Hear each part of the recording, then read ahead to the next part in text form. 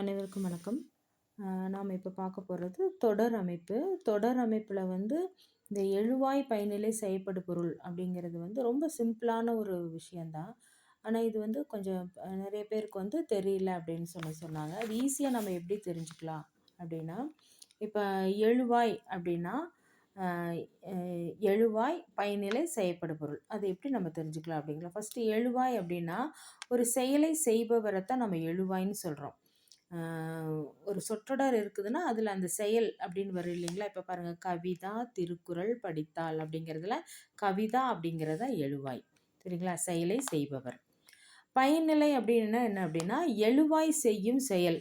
அந்த கவிதா என்ன பண்ணினாங்க? படித்தாள். அப்போ அந்த படித்தாள் அப்படிங்கிறதா பயனிலை. சரிங்களா? அதே மாதிரி செயற்படு பொருள் அப்படின்னா என்ன அப்படின்னா செயலை செய்ய எது அடிப்படையாக இருந்துச்சு அப்படின்னு பார்த்தா, எது இந்த செயலை படித்தால் அப்படின்னா அதை படிக்கிறது எது அப்படின்னா திருக்குறள். அப்போ அந்த திருக்குறள் அப்படிங்கிறது தான் நமக்கு செயற்படு பொருள். சரிங்களா? அப்போ எழுவாய் செயலை செய்பவர் அது கவிதா. பயனிலை அப்படிங்கிறது எழுவாய் செய்யும் செயல். கவிதா என்ன பண்ணா? படித்தாள். அதுதான் பயனிலை. செயற்படு பொருள் அப்படிங்கிறது கவிதா என்ன படித்தா, எதை படிக்கிறதுக்கு எது ஆதாரமாக இருந்தது? திருக்குறள் தான். அப்போ செயலை செய்ய அடிப்படையாக எது இருந்ததோ அதுதான் உங்களுக்கு செயற்படு பொருள். அவ்வளோதாங்க. அப்போ கவிதா எழுவாய், திருக்குறள் செயற்படு பொருள், படித்தாள் அப்படிங்கிறது பயனிலை.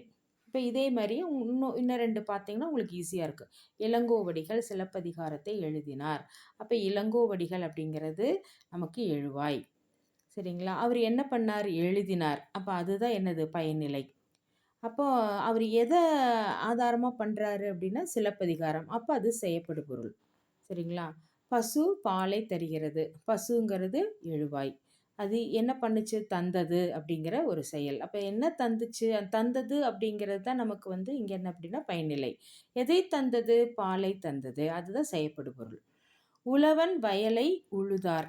உழவன் அப்படிங்கிறது எழுவாய். அவர் என்ன பண்ணினார்? உழுதார். அப்போ அந்த உழுதார் அப்படிங்கிறது தான் நமக்கு பயனிலை. அப்போ உழுகிறக்கு எது ஆதாரமாக இருந்தது?